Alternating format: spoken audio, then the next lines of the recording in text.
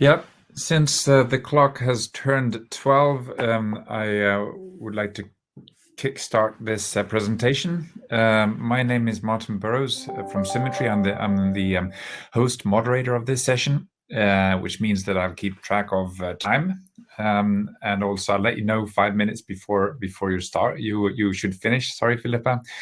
And also I keep track of questions and answers, and if there's any chat that comes in that, well, if you have questions coming in that way.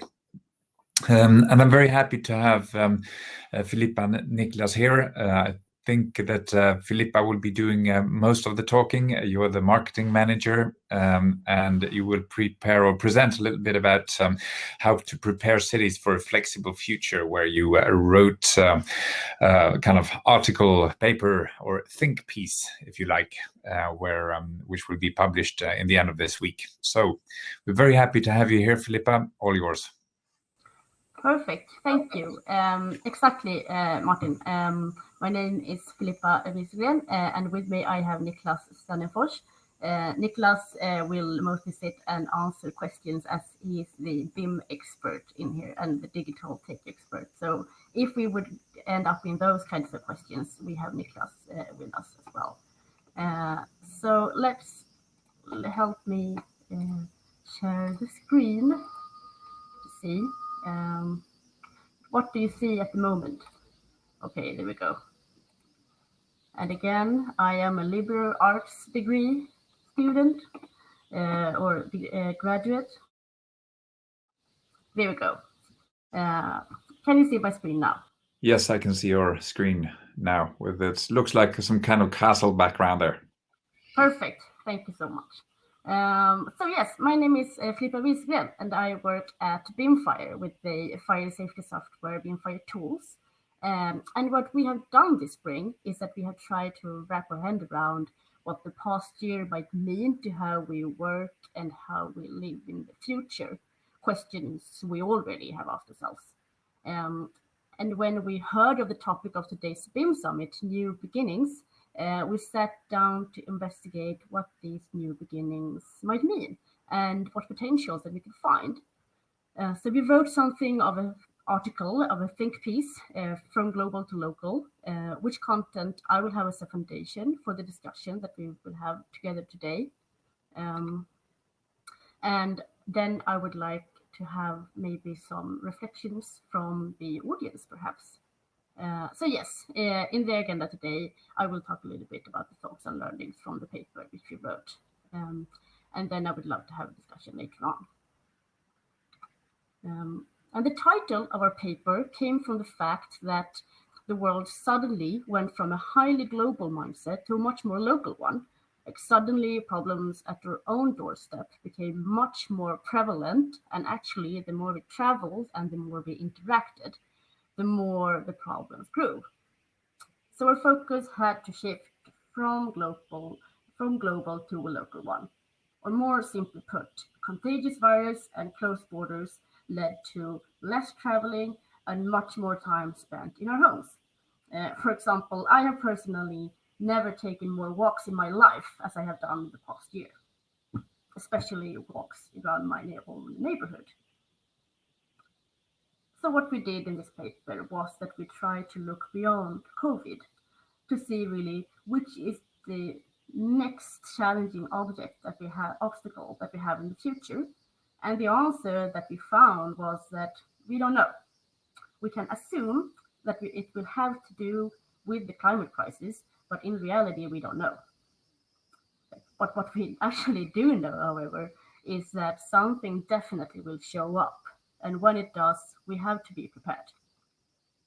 Digging deeper into this, we looked into the global goals formulated by the UN. How can we globally work towards a society that is ready for anything that future might throw our way? And we landed in goal 11, sustainable cities and communities, which is about making cities and communities inclusive, safe, resilient, and sustainable. And here the word resilient resonated with us. How do we create resilient communities? And in this, we came back looking locally. History has shown us that often our communities really aren't that resilient. Like during the Spanish flu about 100 years ago, people died because of poverty, cramped housing, lack of medical infrastructure, and a lack of action from authorities. 100 years later, people died of a similar disease because of poverty, cramped housing, and a lack of medical infrastructure.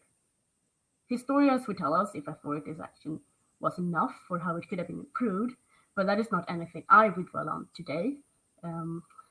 But what I will discuss will maybe how did we not learn from the last time, and how can we make sure not to repeat the mistakes in the future.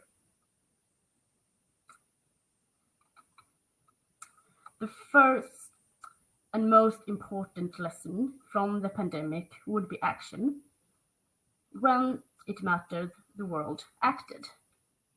Borders closed, we socially distanced, we stayed home. There are some great examples out there in how we reused premises during the pandemic. In Dijon, France, for example, a museum doubled as a blood donating center. And in Umeå, Stockholm, a church was used as a vaccination center. What if we could apply this willpower to solve more problems than the pandemic? Like what if we could create cities and communities that are resilient to disease, poverty, and natural disasters? And when we talk about constructing a city, we have to remember that we don't start from scratch. Actually, about 70% of the construction in 2050 have already been built.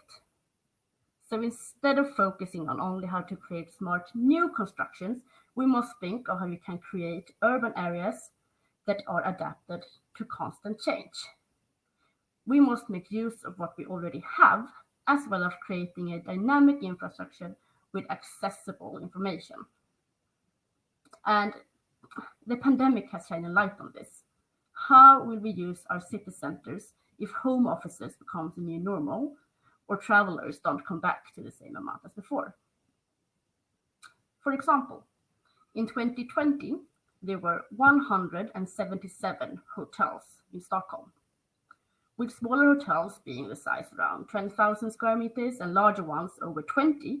It would mean that there are several million square meters of hotel in Stockholm. And recently, just the other week, Stockholm Chamber of Commerce reported that hotel occupancy in March was only 20%. And in last year, or even actually the year before that, 2019, business travelers made up half of the booked hotel rooms in Stockholm. What if these doesn't return to the same extent after the pandemic? This could mean that there are hundreds of thousands of square meters of centrally located premises that are left empty. That would be a waste of attractive resources, both from a climate point of view, but honestly also from a social and an economic perspective. And offices is another aspect of this.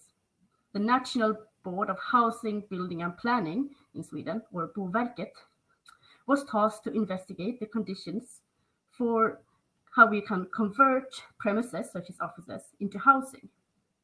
What they found, and this report is available at Boverket's hemsida, was that these conversions are possible, but they could be very, very expensive, and maneuvering a complex regulation could be complicated. And this shows that preparing for this flexible future that we all need is not as simple as it sounds. It would be interesting to see maybe the same kind of investigation Boverket did on other kinds of construction and premises that we have in city centers, such as hotels.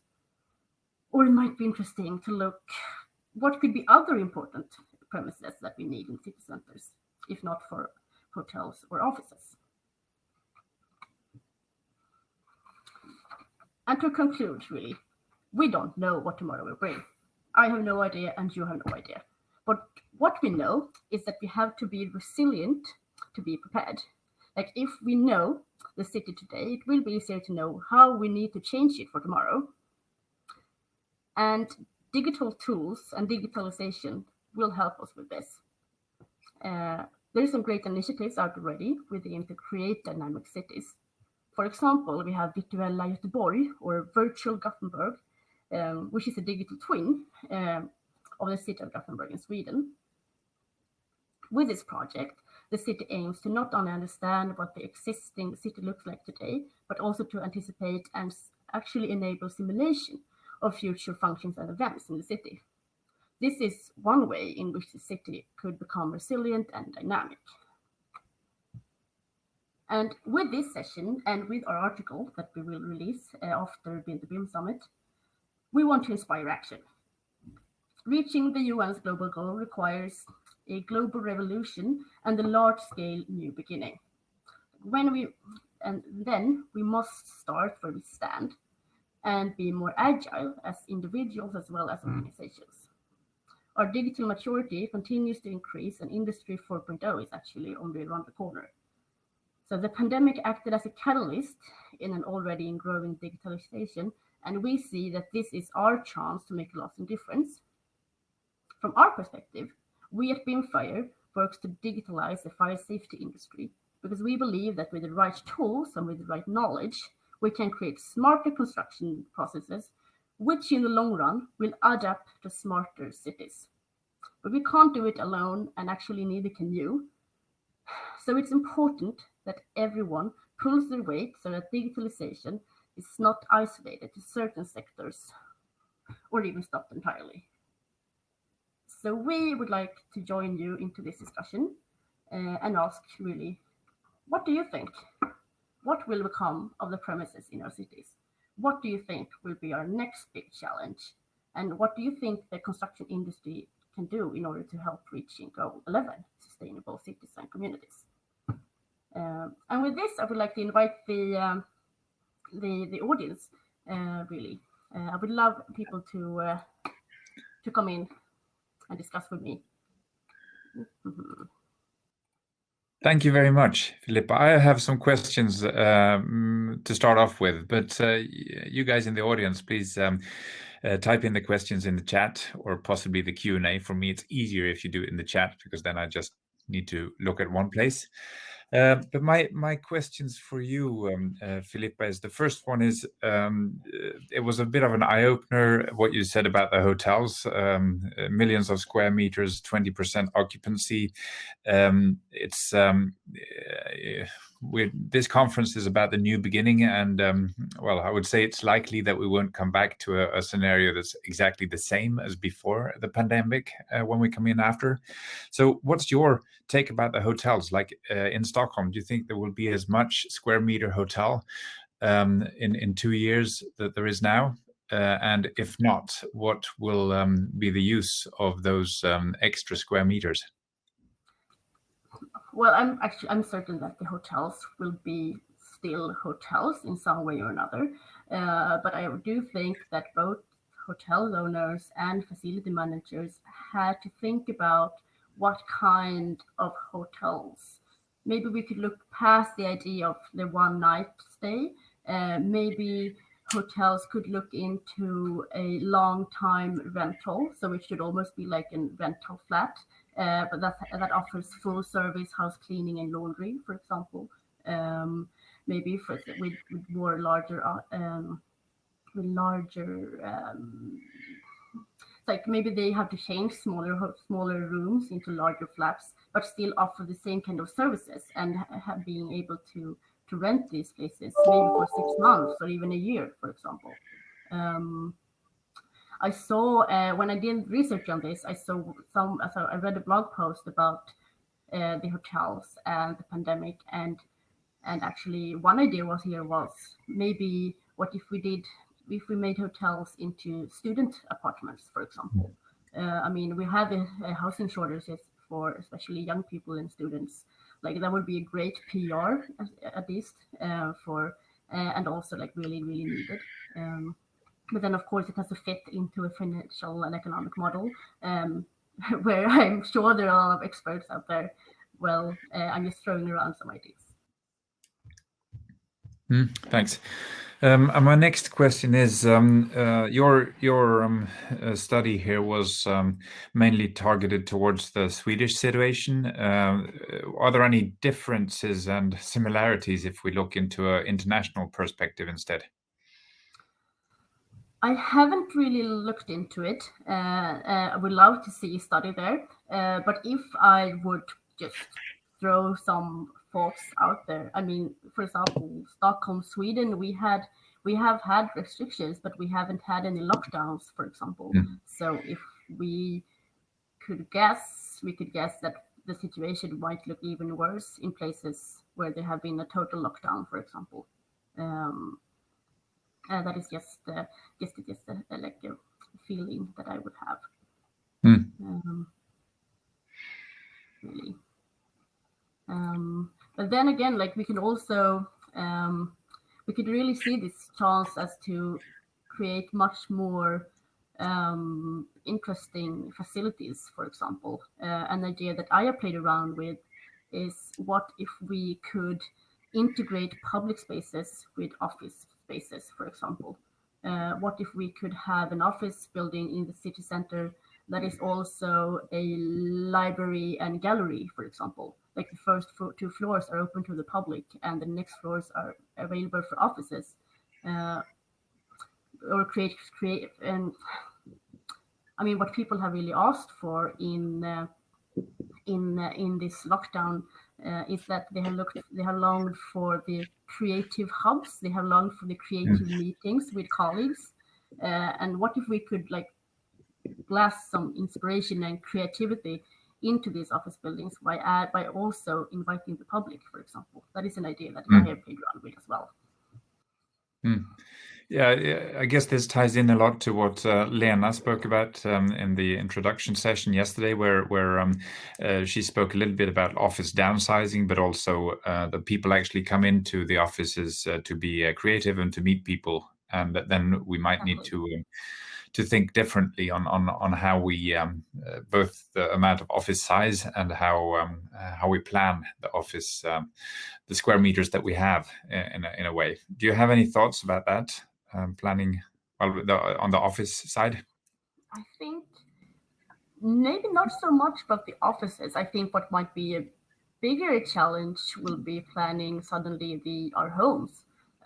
Because take my living situation, for example. I live in a one-room flat with two people who work from home. This wasn't a problem when both people were out at work 9 hours a day. But suddenly we both stay-at-home moms. I was almost going to say we don't have any children.